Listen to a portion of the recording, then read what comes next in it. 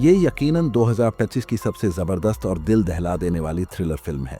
एक ग्रुप अजीबो गरीब टाइम लूप में फंस जाता है। हर रात अलग अलग मौतें उनका इंतजार कर रही हैं। रहस्यमय संक्रमण, खौफनाक कातिल, अनजाने राक्षस, हर किसी का डर धीरे धीरे पागलपन बनकर फैलता है।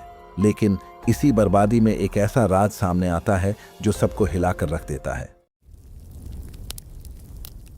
फिल्म की शुरुआत होती है शहर से दूर, पहाड़ों के बीचों बीच एक हाईवे पर। मेली और उसके कुछ दोस्त 2 हफ्ते की रोड ट्रिप पूरी करके घर लौट रहे हैं। लेकिन उससे पहले उन्हें एक खास जगह जाना है। 1 साल पहले मेली की बहन ने एक वीडियो पोस्ट किया था और उसके बाद वो जैसे गायब ही हो गई। उस वीडियो की शूटिंग इसी सामने वाले कन्वीनियंस स्टोर में हुई थी। उम्मीद बहुत कम थी, लेकिन मेली कोई भी मौका गंवाना नहीं चाहती थी। मेगन को स्प्रिट गेम्स का बहुत शौक था। उसने यहीं एक स्प्रिट से बात करने की रचना की। सबको थोड़ा अजीब लगा, लेकिन सबने साथ देने का फैसला किया। सभी ने एक दूसरे का हाथ थामा और एक घेरा बनाया। मेगन की गाइडेंस के साथ सबको लगा कि कोई चीज धीरे धीरे पास आ रही है। तभी एक मिनी बस ने इस अजीब माहौल को तोड़ दिया। मेली चुपचाप स्टोर के अंदर गई और सीधे काउंटर पर जाकर फोटो दिखाते हुए पूछा, क्या उन्होंने इस लड़की को देखा है? दुकानदार ने सिर हिलाते हुए कहा, नहीं देखा, लेकिन तुरंत कहा कि वो लड़की गायब हो चुकी है। मेली हैरान रह गई। फिर दुकानदार ने बताया कि हाल ही में बहुत से लोग अपने लापता रिश्तेदारों को ढूंढते हुए आए हैं और सबके केस उसी आगे के ग्लोरी वैली से जुड़े हैं। मेली जोश में आकर बाहर भागती है। उसे आखिरकार अपनी बहन का एक सुराग मिल गया था। सब लोग बस में चढ़ते हैं और ग्लोरी वैली की तरफ बढ़ते हैं, लेकिन थोड़ी ही देर में तेज बारिश शुरू हो जाती है। एबेल बार बार रास्ता बदलता है, फिर भी पहाड़ी रास्ता पार नहीं कर पाता। सब लोग घबरा जाते हैं और बहस करने लगते हैं। तभी गाड़ी के सामने का रास्ता अचानक खुल जाता है। पीछे बारिश जारी है, लेकिन सामने बिल्कुल साफ आसमान है, जैसे कोई अदृश्य शक्ति ने इस जगह को 2 हिस्सों में बांट दिया हो। मेघन ने लॉन पर कब्रों को देखा तो उसके मन में अजीब सा डर उठने लगा, मगर बाकी साथी बारिश में चलना नहीं चाहते थे और बिना कुछ कहे सीधा उस शानदार लकड़ी के बंगले की तरफ बढ़ गए। सिर्फ मेली वहीं खड़ी रही। उसे ये बारिश कुछ अजीब सी लग रही थी। उसने हाथ बढ़ाकर महसूस किया। पानी तो आम ही लगा, पर मन में शक बना रहा। तभी सामने धुंध में एक इंसान की परछाई दिखी। मेली चौंकी, लेकिन बिना सोचे समझे बारिश में दौड़ पड़ी। उसका बॉयफ्रेंड मैक्स ये देखकर जोर से चिल्लाया और पीछे भागा। उधर बंगले में दाखिल हुए तीनों दोस्तों को भी कुछ गड़बड़ महसूस हुआ। हॉल के बीचों बीच एक बड़ा सा रेत घड़ी रखा था। नीना ने एक डेस्क पर गेस्ट की रजिस्ट्रेशन बुक देखी। जैसे ही उसने पन्ने पलटे, उसे एक के बाद एक मेली की बहन का नाम दिखा। मेघन चुपचाप बाथरूम के पास गई। आईने पर मोटी धूल जमी थी। नल में एक बूंद पानी नहीं, जैसे यहाँ बहुत सालों से कोई रहा ही नहीं। एबेल को हमेशा से शूटिंग का जुनून था। वो हर एक पल रिकॉर्ड करना चाहता था, पर जैसे ही वो एक बेडरूम में गया, उसने देखा कि दीवार पर लटकी तस्वीरें सब की सब लापता लोगों की थीं और उन्हीं में मेली की बहन की तस्वीर भी थी। उधर बारिश में भीगती मेली अपनी बहन को खोजती रही। तभी एक बड़ी सी हथेली अचानक सामने आई। वो मैक्स था, जिसने उसे वापस खींच लिया। घर लौटकर सबने एक दूसरे के अजीब अनुभवों के बारे में बात की। मेली ने साफ साफ कहा कि उसे बारिश में अपनी बहन की बड़बड़ाहट सुनाई दी थी। इसी बीच नीना ने देखा वो रेत घड़ी अब खुद ब खुद फिर से चलने लगी थी, जबकि अभी किसी ने उसे छुआ भी नहीं था। तभी बाहर जोरदार इंजन की आवाज आई। सब बाहर भागे और देखा कि उनकी मिनी बस कोई बारिश वाले जोन में लेकर चला गया है, पर गाड़ी के अंदर बैठा इंसान बिल्कुल चुपचाप बैठा रहा, जैसे जड़ हो गया हो। डर के मारे सब वापस बंगले में आ गए। इस वीराने में किस पागल से सामना हो जाए कोई नहीं जानता था। मोबाइल में सिग्नल भी नहीं था। तब मेली और कुछ दोस्तों ने तय किया कि किसी लैंडलाइन फोन की तलाश की जाए। मोबाइल की फ्लैशलाइट जलाकर वे नीचे बेसमेंट में उतरे, जहां मैक्स ने देखा कि चारों ओर की दीवारों पर खिड़कियां लगी हुई थीं। सब कुछ समझने की कोशिश चल ही रही थी, तभी मेली की चीख सुनाई दी। उसे आखिरकार एक लैंडलाइन फोन मिल गया, लेकिन कई बार कोशिश के बावजूद वो फोन काम नहीं कर रहा था। उधर मेघन को एक वॉकी टॉकी रेडियो हाथ लग गया। इसी बीच ऊपर फ्लोर पर एबेल और नीना को अचानक दरवाजा बंद होने की जोरदार आवाज सुनाई दी। एबेल उत्सुकता से जांचने गया, लेकिन देर तक वापस नहीं आया। नीना को कुछ गड़बड़ लगी। वो धीरे धीरे चलते हुए कॉरिडोर पार करने लगी। तभी उसे सामने एक परछाई दिखाई दी। जैसे ही उसने लाइट ऑन की, एबेल 2 टुकड़ों में कटा पड़ा था। नीचे मौजूद तीनों को भी कुछ आवाजें सुनाई दी। जब तक वो ऊपर पहुंचे, नीना भी खून में लथपथ पड़ी थी। मैक्स ने सबको चेताया, एक नकाबपोश कातिल घर में घुस आया है। तीनों लोग तुरंत छुप गए। जैसे ही कदमों की आहट पास आने लगी, मैक्स ने एक स्टूल उठाया और पूरी ताकत से फेंका, लेकिन वो नकाब वाला जैसे कुछ महसूस ही नहीं कर रहा था। उसने पलटकर मैक्स को चाकू घोंप दिया। मैक्स वहीं ढेर हो गया। मेघन अलमारी में छिपी कांप रही थी। उसकी आंखों के सामने ही नकाब पोश धीरे धीरे दरवाजे के पास आ गया। उधर मेली, जो दरवाजे के पीछे छुपी थी, उसने हिम्मत बांधी, टेबल पर रखा चाकू उठाया और दौड़ पड़ी। पर नकाब पोश को जैसे दर्द का एहसास ही नहीं हुआ। मेली को समझ आ गया वो इसका मुकाबला नहीं कर सकती। वो तेजी से कमरे से बाहर भागी और अनजाने में जंगल की ओर दौड़ पड़ी।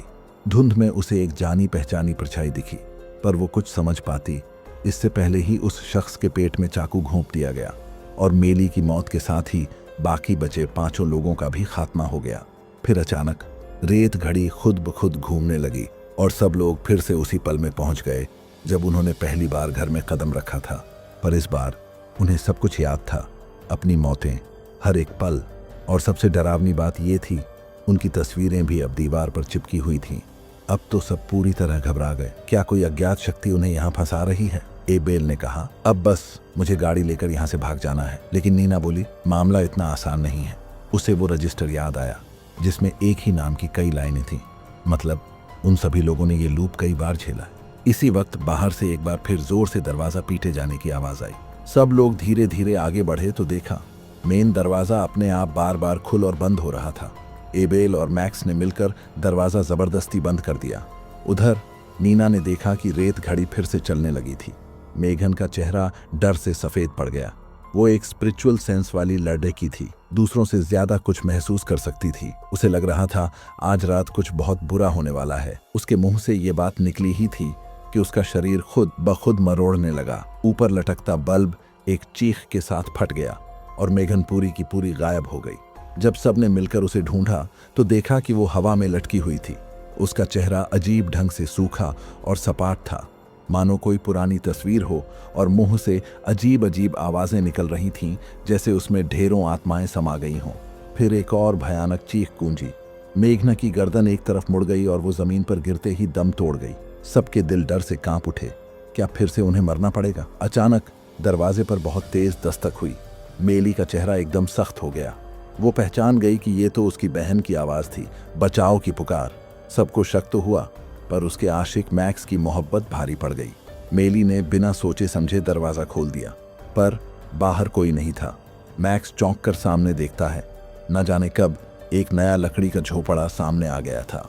मेली की भौहें सिकुड़ गईं और अगले ही पल वो हवा में उड़ गई। बाकी सभी लोग जैसे किसी अदृश्य ताकत से वापस कमरे में धकेल दिए गए। मेली वापस चढ़ने की कोशिश करती है, पर उसका शरीर खुद ब खुद पीछे की तरफ खिसकने लगा।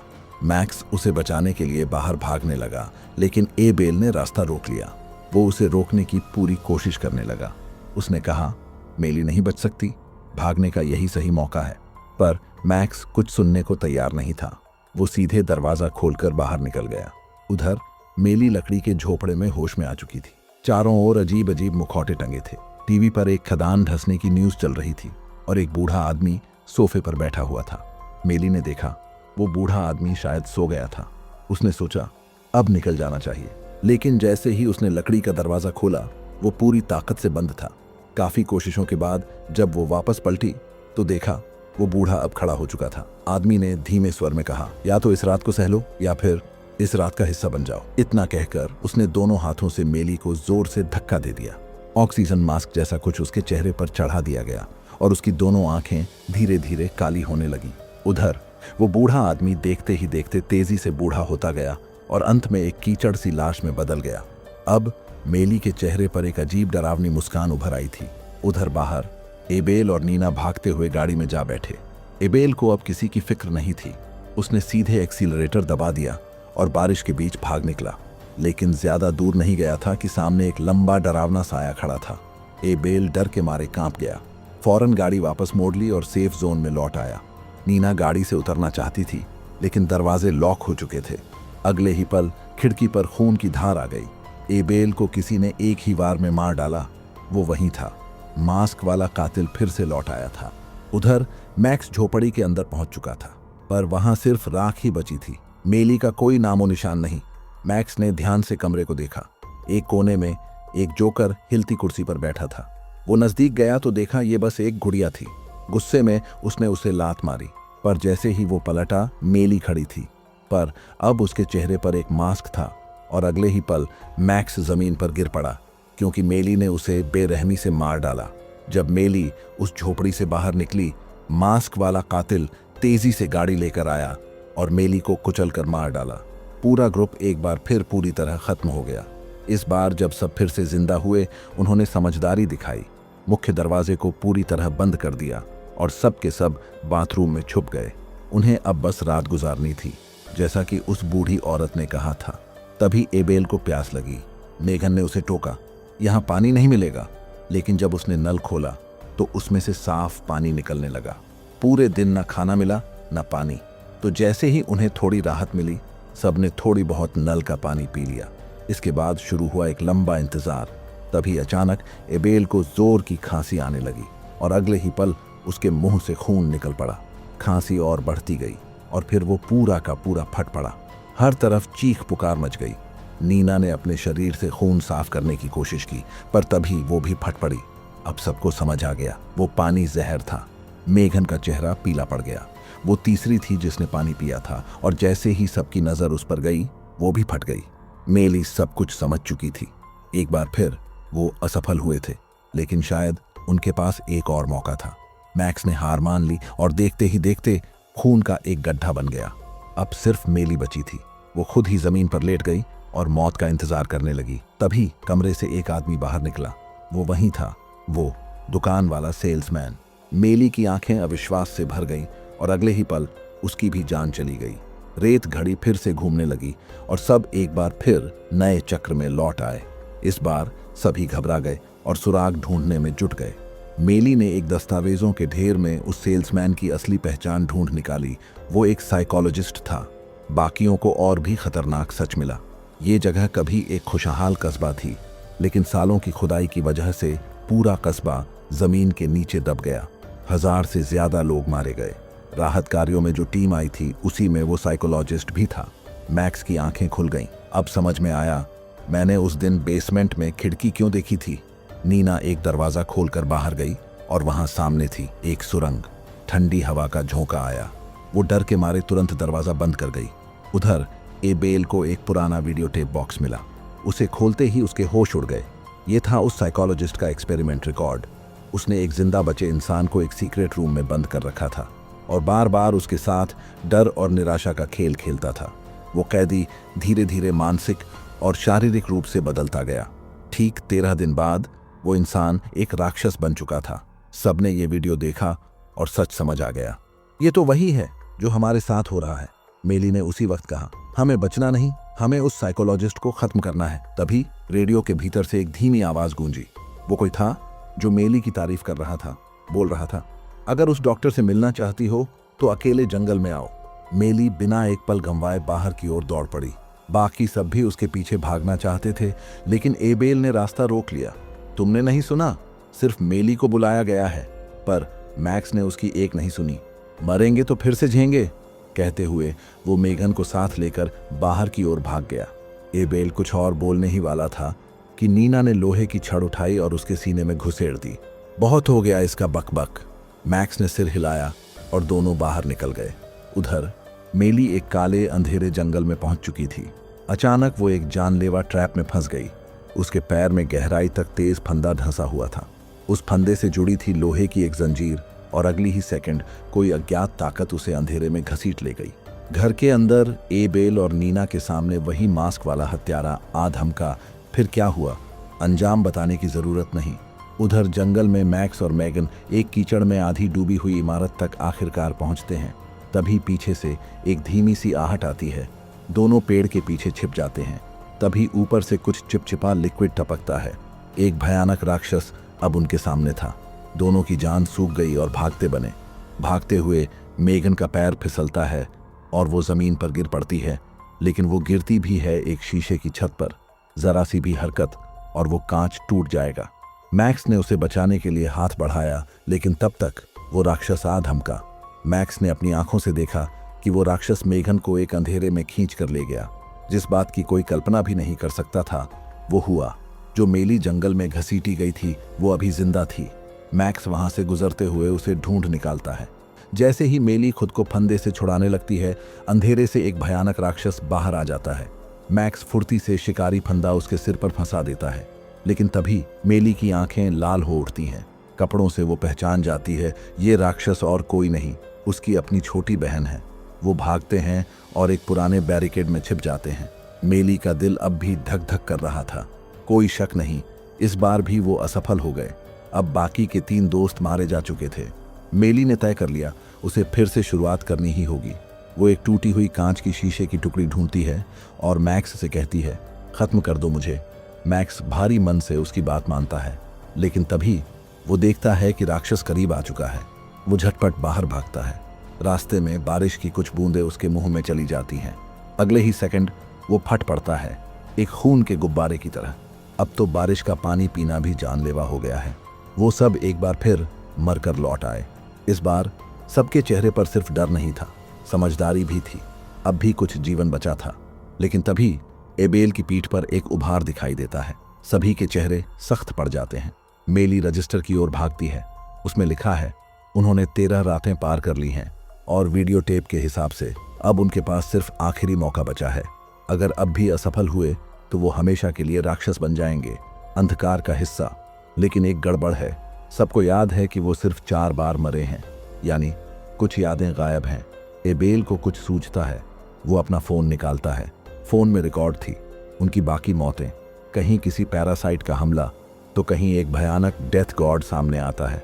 हर मौत अलग थी, दर्दनाक और भयानक। आखिरी फुटेज में वो मानसिक रोग विशेषज्ञ दिखता है। वो इधर उधर देखकर एक दरवाजे के पीछे बनी सुरंग में दाखिल होता है। फिर स्क्रीन पर नजर आती है मेघन का चेहरा। सभी तय करता है वो उस सुरंग के पीछे जाएंगे। शायद वहां कोई आखिरी जवाब छुपा हो। तभी सबको अचानक समझ आया मेघन गायब हो चुकी है। अब उनके पास बस यही आखिरी मौका था। भागने का कोई मतलब नहीं बचा था। सभी ने एक साथ फैसला लिया, हमें मेघन को ढूंढना है और उस मानसिक डॉक्टर को खत्म करना है। वो घुप अंधेरे संकरी सुरंगों से होकर गुजरते हैं। आगे एक टूटी फूटी बस्ती में पहुंचते हैं। मेली इधर उधर देखती है। दूर एक राक्षस दिखाई देता है। वो फौरन इशारा करती है, चुप रहो। लेकिन तभी एक और राक्षस उन पर अचानक झपटता है। अचानक हर तरफ कोहराम मच जाता है। शोर सुनकर और भी राक्षस आने लगते हैं। सभी भागते हुए एक और सुरंग में घुसते हैं और बड़ी मुश्किल से एक भारी दरवाजा बंद कर पीछा छुड़ाते हैं। लेकिन तभी वो मास्क वाला कातिल एक टूटी हुई खिड़की से अंदर घुस आता है। मैक्स और बाकी 2 साथी चिल्लाते हैं, मेली भागो, हम इसे रोकते हैं। मेली लड़खड़ाते हुए बस्ती के अंदर भागती है। एक जगह गिरते हुए उसका सिर एक तेज पत्थर से टकराते टकराते बचता है। वो उठती है, लेकिन तभी सामने उसकी बहन बना राक्षस आ जाता है। मेली उसे पहचानती है। वो बहन को याद दिलाने की कोशिश करती है, पर जब कुछ असर नहीं होता वो उसे जोर से धक्का देती है। राक्षस ठीक उसी तेज पत्थर पर गिरता है। दूसरी तरफ मैक्स और उसके साथी भी उस मास्क वाले कातिल से भिड़ते हैं। इस बार उन्होंने टूटी हुई कुल्हाड़ी और एक पुरानी ढाल निकाल ली है। टीम वर्क करते हुए वो उस हैवान को मार गिराते हैं। उधर मेली कई राक्षसों से बचते हुए आखिरकार पहुंचती है उस जगह जहां मेघन को कैद किया गया था। वो एक एक्सपेरिमेंट रूम में बंद थी और उसके सामने एक और राक्षस खड़ा था। स्पष्ट था वो पागल डॉक्टर मेघन का डर तेज करना चाहता है। मेली राह तलाशते हुए एक रूम में घुस जाती है। वो एक सीसीटीवी रूम था। टेबल पर उसकी खुद की फाइल्स रखी थीं और तभी वो मानसिक डॉक्टर अंदर आ जाता है। डॉक्टर मुस्कुराते हुए बोला, यहाँ का हर डर, हर राक्षस, यहाँ जो लोग आपदा में मरे थे वही तो इस दुस्वप्न की दुनिया की असली शक्ति है। इस असली दुनिया को मैंने एक डरावने नाइटमेयर में बदल दिया है। वो इत्मीनान से अपना कॉफी का मग टेबल पर रखता है। उसे जरा भी अंदाजा नहीं था कि ऊपर की पाइप से पानी टपक रहा था। मेली की निगाहें छत पर टिकी रहीं। वो चुपचाप मग को पानी की बूंद के ठीक नीचे खिसका देती है। कुछ देर बाद डॉक्टर मग उठाकर फिर से पीता है, मगर फिर उसे कुछ अजीब लगने लगता है। इसी मौके का इंतजार था। मेली दोनों हाथों से उसे जोर से धक्का देती है। डॉक्टर का शरीर एक पल में फटकर खून की धार में तब्दील हो जाता है। वो झुककर उसके खून में से लैब की चाबी निकालती है। मेली भागते हुए लैब का दरवाजा खोलती है और ऐन वक्त पर मेघन को बचा लेती है जब वो राक्षस उस पर झपटने ही वाला था। उधर मैक्स और बाकी साथी अभी भी राक्षसों से बचते हुए इधर उधर दौड़ रहे थे। अच्छी बात थी कि इस जगह के रास्ते काफी जटिल थे। सब ने अपनी जान लगाकर दौड़ लगाई और आखिरकार वो सब बाहर निकलने में सफल हो गए। इसी वक्त क्लॉक पर किलिंग टाइम का अंत हुआ और फिर सूरज की पहली किरण उनके चेहरे पर आ पड़ी। पहाड़ी रास्तों पर गिरी बारिश सूखने लगी थी। इसका मतलब था उनका दुस्वप्न अब टूट चुका है। सब थककर एक साथ बैठ गए और गाड़ी में सवार होकर वहां से निकल गए। लेकिन किसी को पता नहीं था, जैसे ही वो उस जगह से निकले उनकी परछाइयां एक बार फिर मॉनिटर स्क्रीन पर नजर आईं। तो दोस्तों, ये थी अनटिल डाउन मूवी की पूरी कहानी। आपको इस मूवी का कॉन्सेप्ट कैसा लगा हमें कमेंट करके जरूर बताएं।